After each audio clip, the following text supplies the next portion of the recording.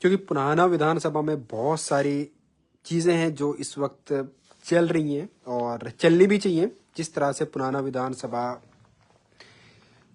आपको पता है हिंदुस्तान का सबसे पिछड़ा हुआ जिला नूंह है और नूंह का जो सबसे पिछड़ा हुआ एरिया है वो पुराना है विकास के हिसाब से। ठीक है, तो इस पे बात करनी बहुत ज़रूरी है। और ये सब जो कुछ है वो सिर्फ और सिर्फ हमारे नेताओं की वजह से है। जनता है, वहाँ के जो युवा हैं, सभी परेशान हैं कि हमारे पास कोई ऑप्शन ही नहीं है, या तो इलियास या तो रईसा, या तो इलियास या तो रईसा। तो इसके बाद क्या हो सकता है अगर कुछ नया करना चाहें तो। ठीक है, तो उसी के बारे में बात करूंगा।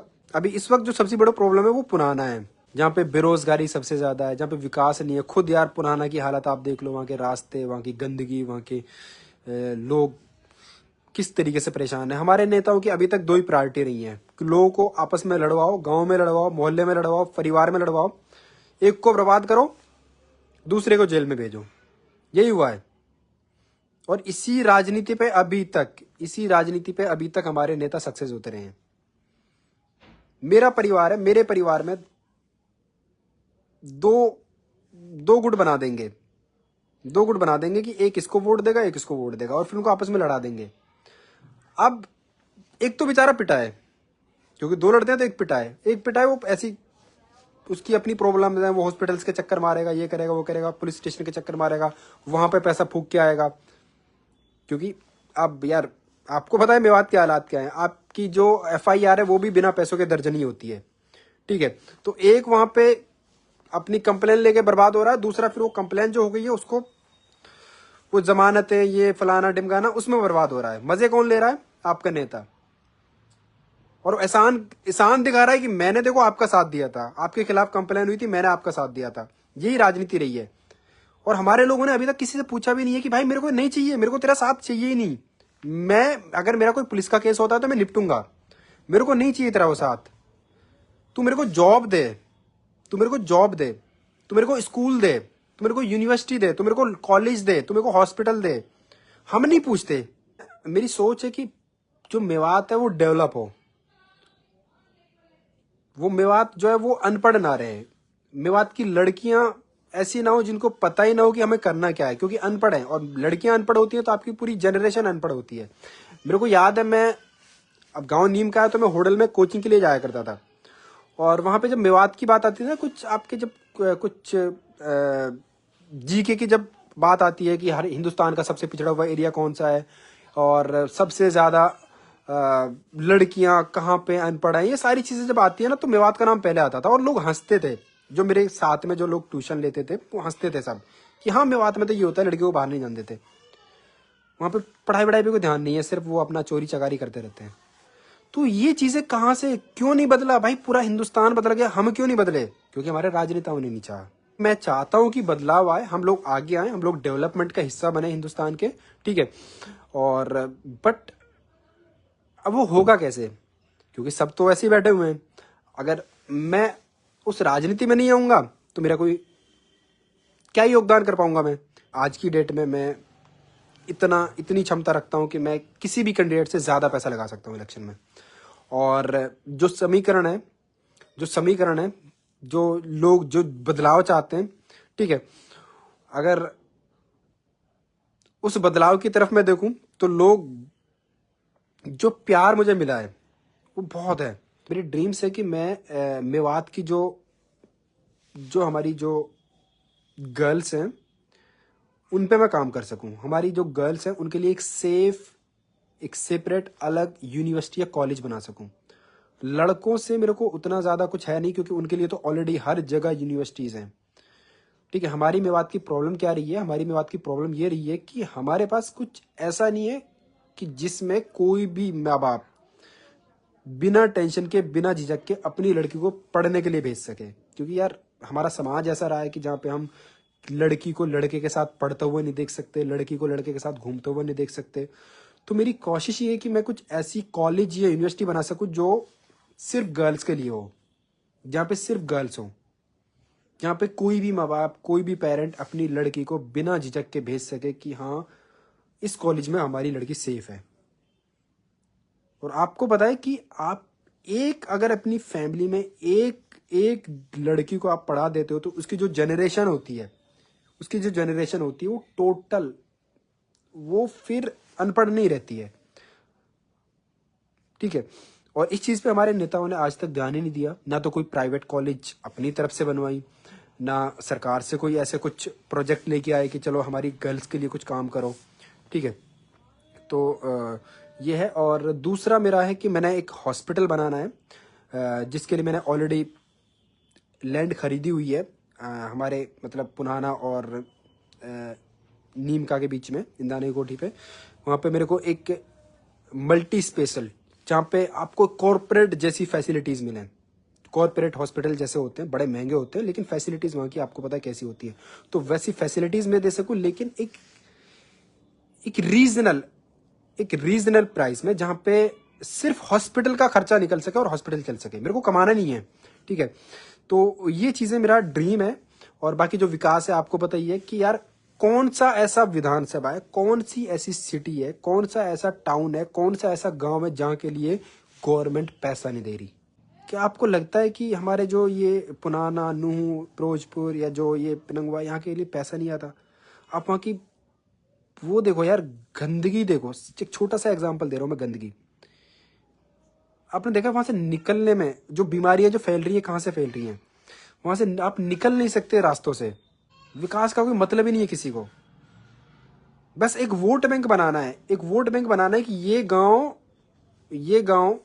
ये मेरे इलाके में आता है और इस गांव में मेरे को इतनी वोट चाहिए। अब कैसे मिलेंगी, मेरे को किससे लड़वाना है, किसको लड़वाना है, किसको खरीदना है, किसको बेचना है, बस उसी में। और ये सिर्फ तब हो रहा है जब हम चाह रहे हैं। क्योंकि अगर हम वोटर अगर ये चाह लें कि नहीं भाई, मेरे को तू विकास करके दे, बाकी मेरी प्रॉब्लम्स मैं खुद निपट लूंगा, मेरे को किससे लड़ना है, किससे झगड़ना है, किससे क्या करना है। अभी आप इलियास का देख लो। इलियास पिछले 5 साल हो गए। ठीक है, सरकार नहीं है, सरकार कांग्रेस की नहीं है, बीजेपी की सरकार है। बट आपने एक बार भी देखा हो कि इस बंदे ने समाज के लिए पिछले 5 साल में कुछ किया है, विकास के लिए कुछ किया है? ठीक है, आपको कुछ नजर नहीं आएगा कहीं से कहीं तक। हाँ, पुलिस स्टेशन में जरूर अपनी पकड़ बना के रखते हैं कि कुछ भी कांड होएगा तो भाई जो भी होगा ना, वो मेरे कहने से करना। जो 2 ऑलरेडी वहां पे हैं, उनको लोग झेल झेल के परेशान हो चुके हैं। जी भाई, मेरा एक ड्रीम है और मैं ये पूरा करके रहूंगा। मेरे को नहीं चाहिए किसी से, ना मेरे को फंड चाहिए, ना मेरे को कुछ चाहिए। मैं अपने पास से गर्ल्स कॉलेज, गर्ल्स यूनिवर्सिटी बना के रहूंगा मेवात में। जो नेता एक लाइब्रेरी तक नहीं बना सकते, उनसे मतलब क्या ही उम्मीद कर सकते हो? अब सिर्फ ये कि मैं अपने लोगों के लिए क्या कर सकता हूँ। अगर मैं इलेक्शन लड़ता हूँ और मेरे को मेवात, पुनाना की जनता, पुनाना के जो लोग हैं, वो मेरे को इतना प्यार देते हैं, मुझे एमएलए बना देते हैं, तो क्या मैं उनकी उम्मीदों पर खरा उतर पाऊंगा या नहीं उतर पाऊंगा? शायद मुझे इलेक्शन लड़ना पड़े।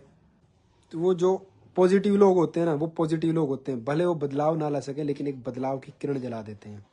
और वो पॉजिटिव लोग अपने आप में अपने अंदर एक सेटिस्फेक्शन लेके बैठते हैं कि कम से कम मैं नेगेटिव लोगों के साथ नहीं था। एक दिन आऊंगा, अभी कुछ दिनों के बाद, जैसे थोड़ी सी ठंड कम होगी, आप लोगों के बीच में आऊंगा और बड़ा एक प्रोग्राम रखना है। बड़ा प्रोग्राम रखना है पुनाना के कहीं भी, किसी भी जगह पे। और फिर वहाँ पे जो यूथ का प्रोग्राम होगा स्पेशली, वहाँ पे वो जो है ना, जो अभी तक जो चापलूसी में लगे हुए हैं, वो लोग नहीं होंगे। आप होंगे, मैं होऊंगा, यूथ होगा। और फिर वहाँ पे एक इंकलाब लेके आएंगे। एमएलए जिसको भी बनाना होगा बना देंगे, लेकिन एक इंकलाब लेके आएंगे ज़रूर। और बहुत जल्दी कोई डेट और जगह मैं अनाउंस करूंगा। थोड़ा सा मैं वेट कर रहा हूँ, ठंडी कम हो जाए, धूप निकलने लगे, ताकि लोग भी परेशान ना हो। मेरा लाइव आने का मकसद ही है कि मैं थोड़ा सा लोगों को एक जागरूक कर सकूं कि वोट किसके आधार पे देना है। और लोग जो मेरे से बार बार पूछ रहे हैं कि भाई आप इलेक्शन लड़ोगे नहीं लड़ोगे, उसके बारे में मैं अभी तक पूरी तरीके से मैंने डिनाई नहीं किया है कि मैं इलेक्शन नहीं लड़ूंगा। और मैं सोच रहा हूँ, और जहाँ तक मेरा है कि मैं शायद मैं इलेक्शन लड़ूंगा। अभी तक मैं, लेकिन मैं थोड़ा सा कंफ्यूज हूँ कि मेरे को लड़ना चाहिए नहीं लड़ना चाहिए। ठीक है, थोड़ा सा कंफ्यूज हूँ। ठीक है, वो जो कंफ्यूजन मेरे खुद की पर्सनल चीज़ों को लेकर के है। बाकी जहाँ तक जहां तक मेरा फैसला होगा शायद वो इलेक्शन लड़ने का ही होगा। ठीक है, देखो अगर इलेक्शन लड़ूंगा तो यार एक तो मेरा कंफर्म है, आइडियोलॉजी। मैं कभी बीजेपी के साथ किसी भी कंडीशन में नहीं जा सकता, किसी भी कंडीशन में, किसी भी कंडीशन में। अब आइडियोलॉजी ऐसी है तो भाई फिर बचता कौन है। कोशिश अगर इलेक्शन लड़ूंगा तो कांग्रेस की होगी। इलेक्शन लड़ रहा हूँ, कांग्रेस का टिकट नहीं मिला तो रणनीति क्या होगी, वो रणनीति वो बाद की चीज़ें हैं। अगर कदम बढ़ाऊंगा तो काफिला, मेरे को इतनी उम्मीद है कि पुनाना में अगर हम इलेक्शन लड़ते हैं तो 60% में हम होंगे, बाकी क्योंकि अगर मैं इलेक्शन लड़ रहा हूँ तो मेरे को फॉर्मेलिटीज़ नहीं करनी है, मेरे को जीतने के बाद भागना नहीं है। मेरे को जीतने के बाद मेवात के लोगों के बीच में रहना है, मेरे को अपने लोगों के बीच में रहना है, उनका विकास कराना है। तो मैं उन चीज़ों को मैनेज कर रहा हूँ कि वो कैसे होंगी। ठीक है, बाकी इंशाल्लाह अब अगर विकास के लिए मेरे को इलेक्शन लड़ने की कुर्बानी देनी पड़ रही है, मेरे को वो लाइफ स्टाइल जो है वो छोड़नी पड़ रही है, तो मैं छोड़ने के लिए तैयार हूँ। क्योंकि मेरे को पूरे 5 साल पुनाना में रहना है, वहाँ पे मौजूद रहना है, लोगों के बीच में रहना है। और इंशाल्लाह लड़ेंगे यार, देखेंगे चीज़ों को मैनेज करेंगे कैसे करना है। एक मीटिंग करते हैं यूथ के बीच में बैठ के, तारीख और जगह मैं बताऊंगा आपको, जनवरी के एंड में शायद, कोई पुराने के आसपास ही। बहुत बड़ा बदलाव की आग जहाँ से जलेगी। बिल्कुल भाई, चोरों से आज़ादी दिलानी है। और सोचिए यार, लोगों को जागरूक करिए, अपने आसपास के जो भी यूथ है खासतौर पे, क्योंकि राजनीति अब यूथ के बीच में है। यूथ को जागरूक करिए कि हमारे मुद्दे वो नहीं है जो हमें बताए जाते हैं।